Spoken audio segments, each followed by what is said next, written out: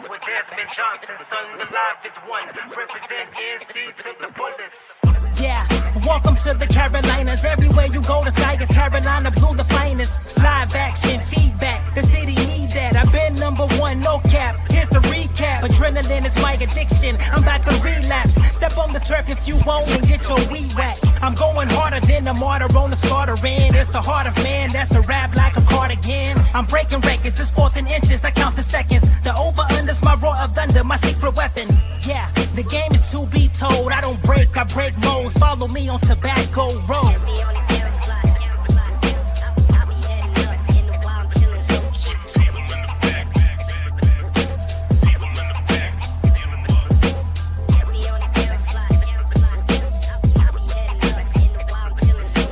Live with Desmond Johnson, son, the live is one. Represent NC to the fullest.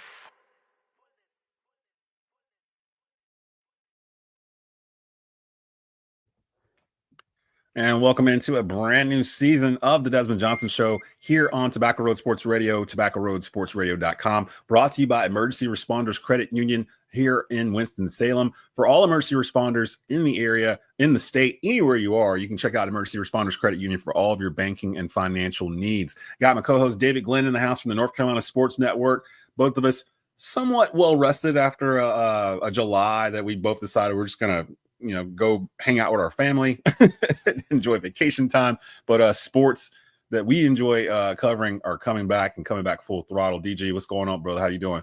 I'm doing great, Des. I recharge my batteries the summer every year, probably going back 35 years. It's the slowest time on the sports calendar in our state, even though it's not always super slow. It's not as intense as, let's say, August through April, especially. So we are recharged, ready to go, and it's always fun to be back with you. It is. I'm ready. I had to talk myself into. I'm like, yeah, it's about that time. My body's telling me it's about that time. So most of our shows beginning to come back. Shout out to the Keep Pounding Podcast Network that we host here on Tobacco Road Sports Radio. I don't know how they did it, but they continue to do episodes every week through June and July, focused on Carolina Panthers and NFL stuff. So shout out to Ryan Smith, Ben Troop. And all the guys over there that help out with the Keep Pounding Podcast Network. You guys can subscribe to the Keep Pounding Podcast Network. If you're Panther fans, just go over to the YouTube channel for Tobacco Road or look for Keep Pounding Podcast Network on any major podcast platform. Wanted to get into ACC Media Days. We actually sent Ryan Smith, who's one of our ACC beat writers for SportsColumnmonthly.com. We sent him down to Charlotte on Thursday, and that just happened to be the day that Bill Belichick popped up in the town with Carolina. Along with Dabo and Clemson, Duke was there, Manny Diaz. And we've got some audio that's floating around that Ryan was able to capture that you can listen to on our channels this week. DG, I know you were there the entire time. Give me, I don't care so much about Tuesday and Wednesday. Thursday is the day that I'm kind of looking at here because of what kind of happened during the scrum. Have you ever seen anything like the way it's been described with Belichick when he showed up in this press room or whatnot?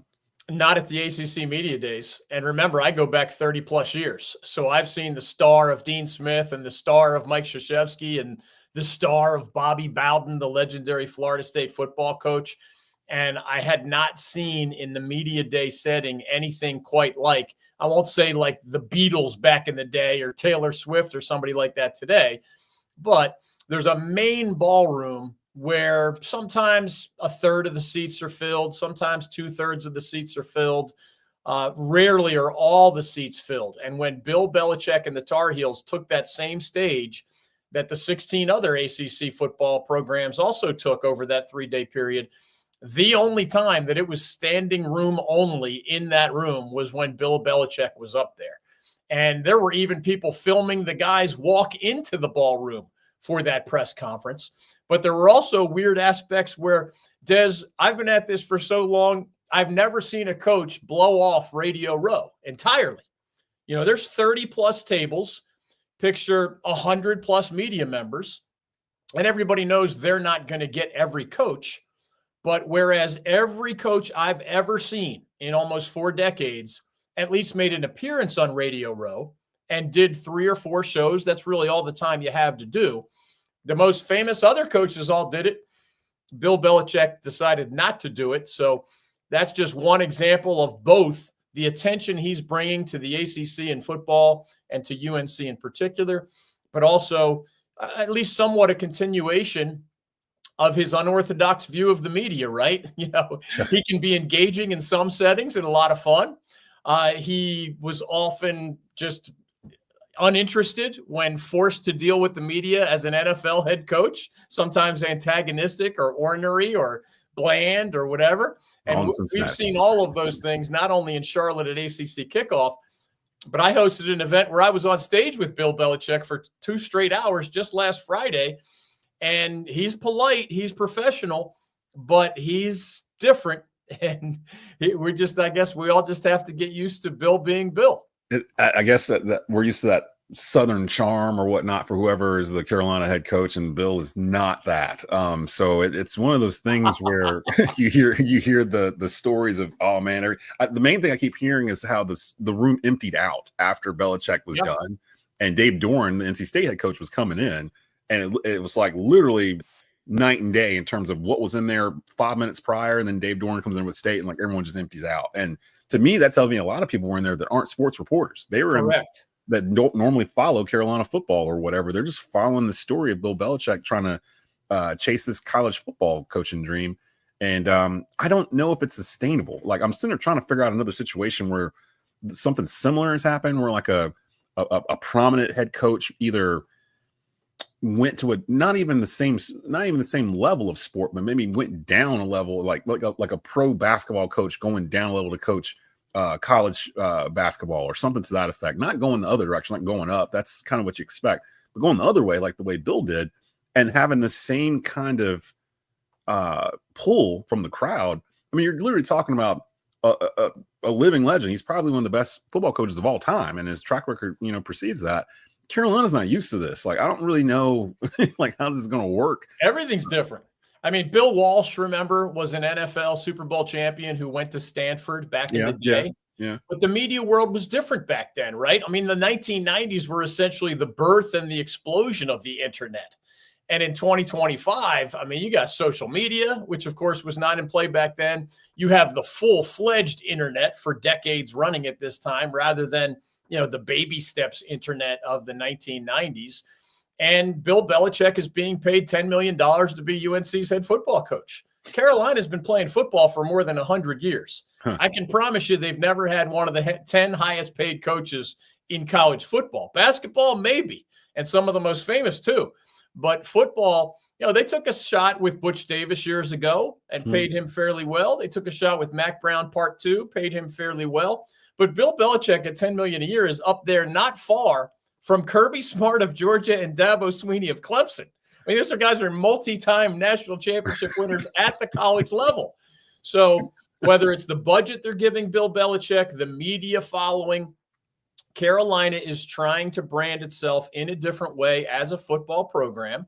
And a lot of people believe that's in part because folks expect the college sports world to change again about 5 years down the road. And maybe UNC looks at a different conference. Maybe UNC wants an invitation to a super league that some people is going to be created, where you can leave the ACC just in football, but keep all your other sports in the ACC for rivalry purposes. All of those things are kind of in the background. And in all likelihood, of course, Bill Belichick won't still be the head coach at Carolina 5 or 6 years from now. He's in his early 70s already. 4, I think, yeah. But if he can build them in the right direction, that would be a step forward for Carolina football at a school where it's usually basketball or even other sports that are in the spotlight far more often. David Glenn joined us from the North Carolina Sports Network, recapping ACC football kickoff from last week in Charlotte. Before we're going to get to the whole potential demise of the ACC in just a bit. That's one of the reasons why I wanted to kick off the new season with you, because I have some questions regarding that. Going back to the actual football, I think yesterday was the deadline to submit for player of the year, coach of the year, who you think is going to be in the championship game. It's super early. It's July. But it seems like it's Clemson and everyone else in the ACC. Who did you pick to meet in the ACC championship? I'm really curious to see who you think might face Clemson in that game. Yeah, I put Clemson in ink right away without a whole lot of debate in my own mind. I mean, that was really easy for me. I did pause to answer your question. Among Louisville, SMU, Miami, I think even others have a chance to be good. Georgia Tech, Pittsburgh, Duke. We'll see how Florida State bounces back. I don't think anybody in our state will end up in the ACC title game, most likely against those Clemson Tigers. But Jeff Brom at Louisville, man, he's like a quarterback whisperer, and he has another transfer. Remember his guy last year, Tyler Shuck, that a lot of people had never heard of, arrives at Louisville, has the best season of his 7-year college career, and becomes a second-round NFL draft pick. I mean, that's who Jeff Brom is. So SMU played in the ACC title game a year ago. Miami was very good last year. I think it'll be one of those three that takes on Clemson in Charlotte. But that's why they play the games, right? I mean, after the Clemson Tigers, there's a decent amount of unpredictability in the ACC in football this year, and that's part of what makes it fun. I noticed you didn't say North Carolina in that, and we were just sitting there talking about Belichick and the Beatles-like crowds following him around as he's doing these functions. We don't really know a lot about Carolina's. I mean, they had the most turnover, or one of the most heavily turned over rosters. I think over 60% of the roster is brand new. So I guess it's kind of hard to predict what they're going to do when you haven't really seen these guys play with each other. We did speak to Gio Lopez, the quarterback that came in from South Florida, and we don't even know for sure Gio is going to be the starter. We assume he's going to be the starter, but they've got 4 or 5 quarterbacks on the roster, including Kernersville's own Bryce Baker here from East Forsyth, who's a true freshman that we're all rooting for. But there's a lot of mystique around the Carolina roster, and I know she kind of stayed away from picking them. What do you think constitutes a good season for Carolina with Bill Belichick as head coach? Because while Belichick may have high expectations for what he expects to happen, the Carolina fans may be, I don't know if we're expecting 10-1. Are we expecting 6-5? Like, I don't know what the deal is. So what do you expect from Carolina this year? What makes it hard with the Tar Heels to predict is their schedule, because other than Clemson, which is on Carolina's schedule, and that opener against TCU, that might be Carolina's second most difficult opponent right on day one, with, probably the new guy at starting quarterback in Gio Lopez, who, remember, he arrived after the late portal. Many portal additions sign or commit in December, and then they're on your campus in January. So they have a semester of school. They go through spring practice. They learn your system. They go through timing with their teammates on the offensive line, running backs, wide receivers in the case of a quarterback. Gio Lopez missed all of that. He was the late portal, meaning post-spring practice. So he's still getting to know his teammates and coaches this summer. And there's a lot of things you can do without your coaches, but it's very limited what you can do with your coaches, at least until preseason practice starts, right about now. So that'll change. But, Gio Lopez wearing light blue for the first time in his life, roughly 1 month before he has to take on TCU and national TV, that's a little bit of a nerve-wracking thing. But there are a lot of winnable games on Carolina's schedule. I've seen folks, pick anything from 10 wins and 2 losses to 3 wins and 9 losses for the Tar Heels. And I think it's because of the things we're mentioning here. If it's not Gio Lopez, you have somebody, either Max Johnson coming off of a broken leg or a freshman like Baker. And for those who don't know, the typical turnover rate of a roster in the National Football League is 25 to 30%. So in other words, you're building on knowing 70 to 75% of your players from last year. You don't have to teach them from scratch. Carolina has 70 new players out of what is this new roster cap, 105. That actually makes the math easy. It's exactly 2/3. Yeah. 70 out of 105. That's so incredible. 67% of your roster is brand new to Carolina. And it's a new coaching staff with 3 new coordinators and a new head coach. And, Freddie Kitchens is back from Mac Brown's staff. But, man, Bill Belichick even admitted it. He said, that's a lot of change, was one of his quotes. And that's why I believe some of the glass half full predictions for the Tar Heels in year one, with all due respect to the genius of Bill Belichick, you need dudes. the jockey doesn't win the horse race. You need a horse. You need a horse, yeah. And I'm not – I mean, Carolina hit the portal hard, but when I look at their depth chart, I don't see them as like not just Clemson, which is a different universe. I don't see them as like Louisville or like SMU or like Georgia Tech, Miami, Pitt, Florida State. Oddly, of those top 6 or 7 schools, Carolina only plays Clemson. Wow. And that gets back to the original point. Other than Clemson and TCU, most of Carolina's opponents this year have a lot of preseason questions, just like the Tar Heels do. So are you going to win half of those toss-up games? Are you going to win most of them? Are you going to lose early and lose your confidence, momentum under this new staff where teammates are still getting to know each other? Who knows, man? I think we're going to learn a lot in that TCU game, and then it's going to be the burden of the coaching staff. If the Heels don't beat TCU, teams that have been together longer are better at fighting through adversity, period. Yeah. It's about relationships when stuff goes sideways. That's nuts to think of. If you win, usually the snowball will ride downhill and you can build confidence from a win. If you lose, it's the glue, the fiber that keeps you together. And that's why the TCU game is on national TV, because of that press box is going to be filled with what you described earlier. Not just UNC guys that have been covering the school forever, not just ACC guys. That is going to be filled with national media members and those beyond college football who are intrigued by the NFL connection, or just, the 70-something-year-old Bill Belichick getting back in the game at the college level for the first time. Well, we'll know something after that TCU game, or either the hype will just multiply if they win, or it's going to fall off a cliff if they don't. Like it seems like one of those types of things where it feels like half the sporting world expects Bill Belichick to not be able to pull this off, and the other half is really intrigued. Can he pull this off at North Carolina of all places? So North Carolina's done what they could do. They've thrown the money in there. They've given him all the resources that he really needs to try to put this together. I've just never seen it done this quickly before, so I really don't know what to expect. And to your point, all these new players that are in here, we don't really know any of them, but that's the nature of college sports these days. I want to get to the gist of the main reason why I wanted you to kick off this season, and that's the settlement that the ACC made with FSU and Clemson. They were basically trying to get out of the ACC. They were basically debating whether or not the exit fee should be as high as it is, even though they signed these documents knowing that it was going to be a high fee to basically make sure teams or schools did not want to leave the ACC, even if an opportunity presented itself. When the terms came out for this, and I read your article about this last week, it feels like the ACC gave away too much in terms of the exit fees dropping incrementally until you get to 2030, I believe, where it's just like a flat 100 or 75 million or something like that, which is way more feasible than the other way it was before.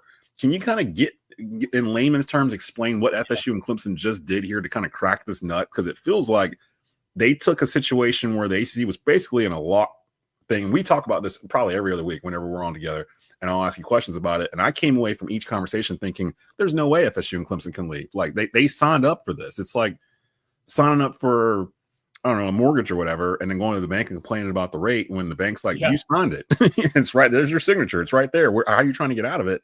But now the ACC has made all these concessions about revenue sharing and everything else. It kind of changed the dynamic of what they were standing on top of. Can you explain to the people watching here, what did FSU and Clemson just do to make it where it's feasible after 2030, the ACC doesn't exist the way that we know it currently today? Yeah, those lawsuits were essentially, folks can think of it as a game of chicken, right? And you got the ACC coming down the train tracks in one direction. You have Clemson and FSU in separate lawsuits coming down the train tracks in the opposite direction.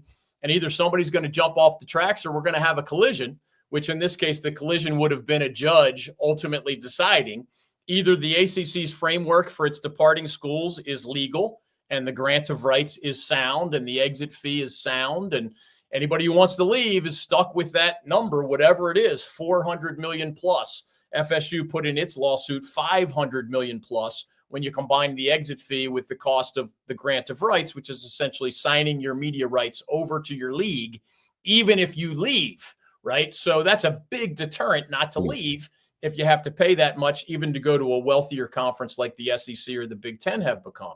Well, in my legal career, 9 times out of 10, if not more, the side with the most leverage doesn't give as much. And the side with the lesser legal position is the one that usually has to give in.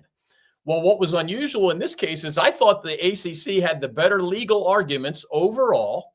Florida State and Clemson had lawyers who did a good job at throwing every possible theory at the wall.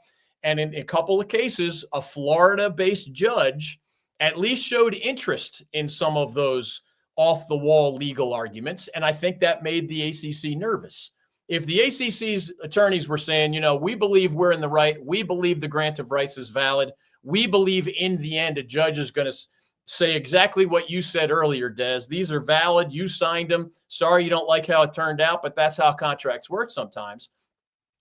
Those ACC attorneys were also saying, but there's a small chance that some judge in Florida is going to rule for them, and then you're stuck with nothing, right? Remember, a judge never, to this second, no judge has made the ultimate decision about the legality of that framework, the grant of rights, the exit fee. Because they settled, you stopped the case before it got to a final judicial conclusion. But Clemson and Florida State got almost everything that they want. Now there's actually a metric that'll help the ACC. For 70 years, the ACC has divided its conference revenue mostly equally to its various members. You just take the pie, you slice it in 17 ways. You give Notre Dame nowadays that smaller piece because they're not a football member. But it's mostly equal among the full-time members with some variations because some of the schools are new and they postponed taking full shares. What this does is, there's now a success initiative that started last year. The more you win on the field, the bigger slice of the pie you get financially. Mm-hmm. That's a change from 70 years of ACC's way of doing things. And now you have this TV metric where if your basketball team or your football team just gets better TV numbers, you're getting more money directly because of TV eyeballs. That has never been the case in 70 plus years of ACC history until right now because of this legal settlement. So Clemson and Florida State are happy because they know on average over time, they get the best football TV numbers. Yeah. And that's the biggest chunk of this new equation. Duke and Carolina will be rewarded for getting the better basketball numbers, but that's a slightly smaller part of this new TV metric. And a chunk of the revenue will still be shared the old way, carve it into equal slices. But the theory, there's going to be, instead of everybody getting a similarly sized check once a year from the ACC, there's going to be years where somebody who's on TV more, wins more, is going to get a $75 million check. So Clemson and Florida State can say, well, I guess we're kind of keeping up with the SEC and the Big Ten because of this new revenue sharing formula, we're getting a bigger chunk of the ACC's pie. But in that same year that maybe one school gets 75 or 80 million, some other ACC school is going to get 50. So, I mean, the Big 12 tried part of this years ago. Texas and Oklahoma always wanted more money. Nebraska and Texas A&M always wanted more money. They changed the revenue sharing. And guess what? It kept them happy for a while. Yeah. But what happened eventually? All 4 left for either the Big 10 or the SEC. The SEC. Yeah. Because if you're always asking for more money, well, even if you keep changing the formula, eventually you're going to leave for even more money. Maybe that happens in the ACC because, as you said, instead of that 400 plus million number to leave that was in place previously, starting in 2030, it's $75 million to leave. If you know you're going to make a lot more money in your new league, 75 million is kind of chump change. Mm-hmm. If your annual payout from your new conference is so much higher than whatever you would have gotten each year by staying in the ACC. We're headed for another round of something, either a college football super league or more realignment around 2030 or so when various TV deals expire. And a lot of folks are wondering, which ACC schools would get an invitation from the Big Ten or the SEC, or which schools would get an invitation to that football super league where maybe a handful of ACC schools leave, but they leave all their other sports. They only leave in football is one possibility, and all their other sports continue to compete in a new version of the ACC. And again, I think all that's 5 years away, but that's part of the legal settlement too. They actually have a clause in the legal settlement describing what it costs your school to leave if they want to leave only in football. And it's a much more manageable number than it used to be. And see, and even that, I'm sitting there thinking about the logistics of a Super League. Well, before I even get to that, you're talking about how the more you're on television and your ratings and stuff, the more money you're going to get for ACC. What a great year for Carolina to hire Bill Belichick as the college football coach, because at least the first 2 or 3 games are going to probably be lights out ratings for them. I believe College Game Day is going to be at the Carolina TCU game to open the week or to open the season. So Carolina, without even trying, is going to make more money in football because of the hire they made, which makes me feel like that's why they hired Bill Belichick in the first place. The Super League stuff intrigues me because I feel like that might be a way to stop this kind of cannibalization of college sports, really, where it's just going to end up being it's either going to be a college Super League or everyone's going to be in the Big 12 or the Big 10 or the SEC, and they're both going to be like 2 32-team leagues that are separated out into 16-team quadrants or whatever, and then you do your stuff that way. That might be able to work, but in order to do that, you got to get the Big 10 and the SEC to kind of agree to go along, because that's my problem with the Super League. If you do a Super League and these teams are leaving for the Super League but staying in their conference for all their sports, why would the SEC or the Big 10 sign up for that? Because they already have a lock on the playoffs and everything as it stands right now. So it's like, why would they give up their biggest cash cow to send them off to a Super League without it still being, SEC's Alabama or SEC's Florida or Big Ten's Michigan or Ohio State or whatnot? If it's just Michigan and Ohio State and Bama or whatnot standing on their own brand in a Super League or whatever, but everything else is still school related, I don't know if those schools would, in 5 years, I don't know if the Big Ten or SEC schools would even want to do that. I feel like they would rather just absorb everybody into them and build this 32-team or 64-team Super League or whatever ends up being, where basically conferences don't exist anymore for football on the D1 level. And you basically have it where the top 4 league, ACC, Big 12, Big 10, SEC, they form some sort of alliance where it's still conferences, but they're sharing the money. It'd be like basically like if the NFL, the way it is right now, the way I see it, it's almost like if you picture the NFL and each division had to go out and secure their television deals. So like the NFC South has a deal, the NFC East has a deal, the AFC West has a deal, and the NFC East is getting a bunch of money because they've got Dallas and Philly and Washington and the Giants in there. Whereas the AFC South is not making any money because they have Jacksonville and Indy and these other teams in there.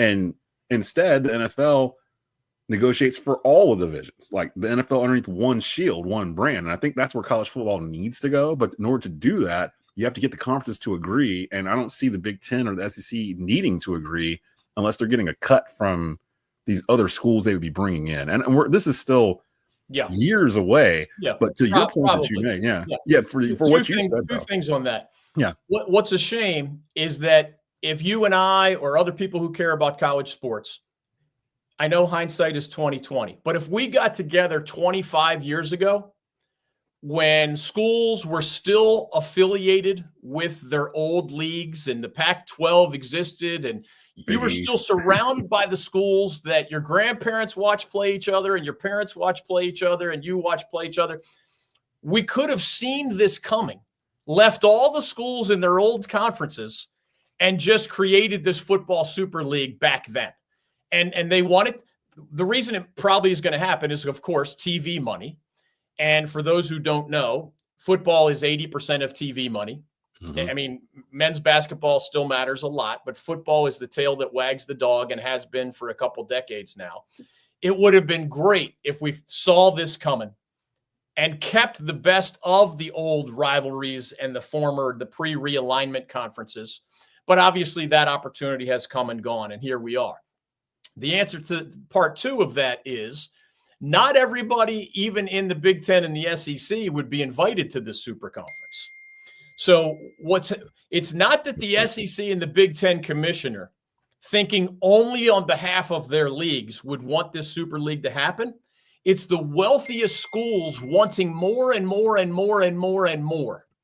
And if, Ohio State and Michigan and Penn State, among others from the Big Ten, know that they would be invited to this Super League but Northwestern and others would not. And in the SEC, you know, the Mississippi States and Vanderbilts of the world aren't getting invitations, but it's a way for Texas and Oklahoma and Alabama and some of the heavyweights to be invited to the Super League. The commissioners are thinking on behalf of their conferences, but the commissioners also realize it's getting harder and harder for the wealthiest to be willing to carry those that are not putting as much in, right? Yeah. You know, Vandy and Mississippi State football are not paying the bills in the Southeastern Conference. Wake Forest, ACC. I mean, Wake Right? Forest is the smallest. Boston College and Wake Forest are not paying the bills in the ACC, you know, with their football product or their followings or their TV eyeballs. So the idea is to create a college version of the NFL where it's going to be more than the 30-plus teams, but you'd get just as many of the same people who love football and are so into the NFL. They know almost all the head coaches. They know almost all the starting quarterbacks. College wants to create something where rather than there being 130 some schools out there that kind of slice the pie into too many slices, fans become even more and more knowledgeable about the 30 to 40, whatever the number becomes, that get invited to the Football Super League.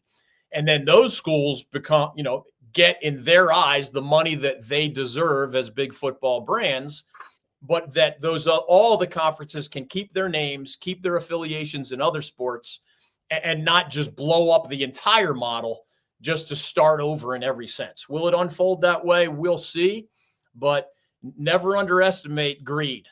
And that's what this is about, man. The wealthy schools. Why did Florida State and Clemson want to leave? Because they thought they were putting more into the ACC kitty than they were getting out. Yep. And they didn't single out Wake Forest or Boston College or other smaller private universities, but that's who they mean. They're not drawing the TV eyeballs. They're not winning as much on the field as consistently. They're not in as many big games against big opponents and sending players to the NFL and to a lesser degree the NBA.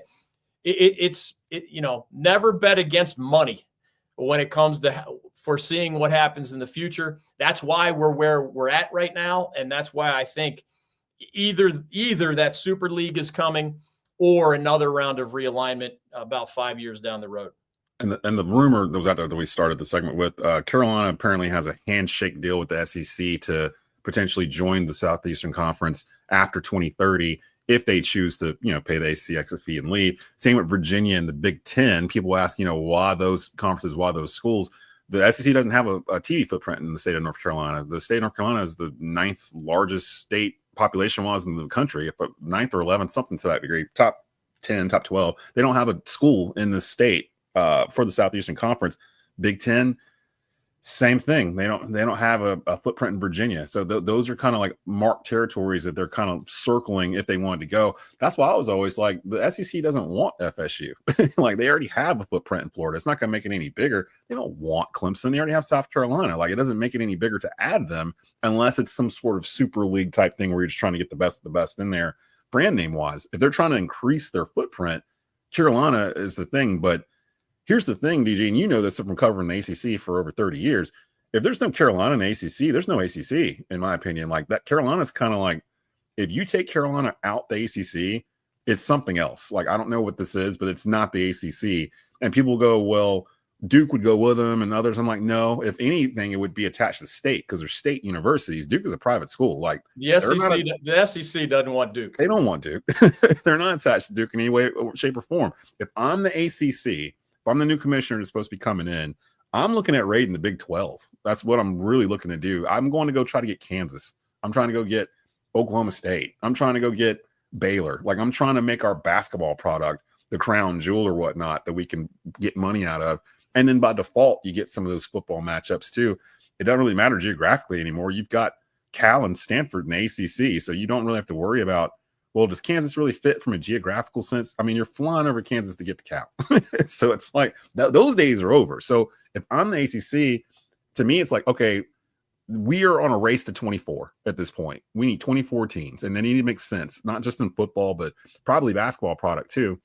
We need to reclaim our basketball status as like the top basketball conference in the country, because we're not going to catch the SEC or the Big Ten in football. Like, we can be competitive. We can be that third league, but they need to abandon that dream of trying to catch them.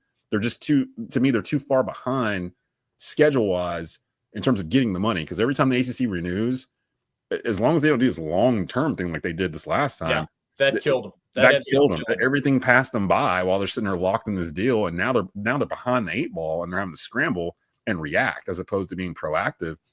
I just don't see a way for the ACC to survive unless they get bigger. It's kind of like that HBO movie Too Big to Fail. It talks about the banking industry, and it's like at the end of it, it's like, so you want to make the things bigger? That's how you want to save them? You want to make them bigger? And they're like, yeah. And then give them money. So that's kind of the same way. To save the ACC from collapsing, you might have to make it bigger, in my opinion. So for what it's worth, the ACC commissioner, Jim Phillips, swore at the kickoff event that expansion was absolutely positively not on the agenda. And they were happy to settle those lawsuits. And they want to see what this new ACC looks like for a while. I think even Clemson, Florida State, and Carolina want to see what this new ACC looks like for a while with this new distribution formula for finances. As that 2030 gets closer, you're going to have 5 years of working under this new system.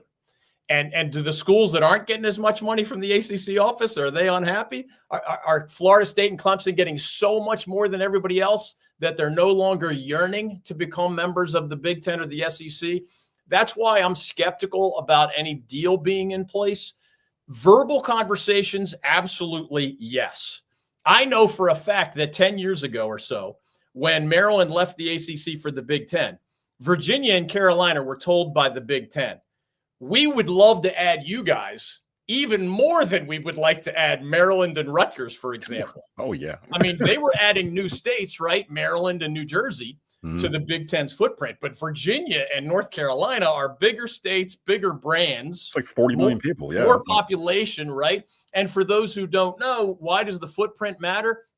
Long story short, if you own or run the SEC network or the ACC network or the Big Ten network, these are not the exact numbers, but just to illustrate, you might be getting $1.50 per month per customer in the states where you have a school, and you might be getting 10 cents per month per customer in the states where you do not have a school.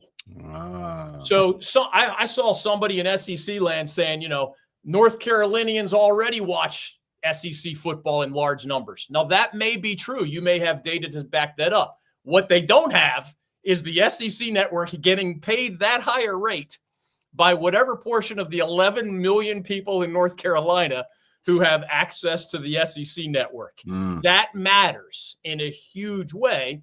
It's why Virginia and North Carolina are intriguing to both the SEC and the Big Ten. Either of those two leagues would be adding to their geography with the Tar Heels and the Cavaliers. Not huge football brands right now in either case, but outstanding public universities with great reputations in a lot of different ways. Whereas obviously, as you mentioned, Clemson and Florida State obviously would add to the footprint of the Big Ten, but the SEC may look at them differently because they already have schools in that state. So that's an internal SEC decision. When and how are they ready to expand? They're not interested in anybody who's not bringing more to the table financially than they're taking out as another mouth to feed. And that's what makes this hard to predict. I do believe, I know those conversations are going on as we speak, but I really believe we're going to have this 4 or 5 year quieter period. And then we're going to be talking about some version of all this stuff after we see how this new world plays out, with internal revenue sharing that just started this month, the $20+ million that are sprinkled among all these athletes at each school. That's brand new. So I think there's a let's catch our breath and see how the new world looks as these TV deals get closer to their expiration. The hard part, as you said, for the ACC is that its TV deal is not up till 2036. And man, that's a long time to wait to up your TV numbers. Whereas, the SEC and the Big Ten, just within the past handful of years, both got the benefit of the rising price of live sports programming. Whereas the ACC's been in this deal since a decade or so ago. So a 20-year deal, more security with that 20-year deal they signed, but less ability to take advantage of when the market goes up, you don't get to renegotiate. And ESPN kind of won that negotiation. It's crazy too. You mentioned that. I think I just saw the Big Ten's TV deals up in 2030 or 2031. Correct. So they will have negotiated twice in between the time where the ACC has had this. It might even be deal. three. It might be three times if you add it all up. So they're gonna be making like $100 million a team or whatever by the time we get to 2036, and the ACC is gonna still be giving out this little $45 million to every school or whatnot. And I look forward to the day when App State and ECU are a part of the ACC in 2036 because they're going to go raid the Sun Belt Conference probably. So look out, Coastal Carolina. They're probably coming for you guys in about a decade. We got to get out of here. I always enjoy talking to DG about ACC stuff. I believe we're going to have some high school football stuff starting tomorrow. I was at the Mid-State 3A, 4A, 5A Conference Media Day yesterday and got some audio from all 7 teams. So we'll probably have that there. Mark Pruitt will be on with me in about a week or so as we get into our high school slate. And then Friday, we'll probably start getting to our NFL stuff too. So we're back. We're back, and sports is here. So we will see you guys here later on in the week. And appreciate everybody stopping by.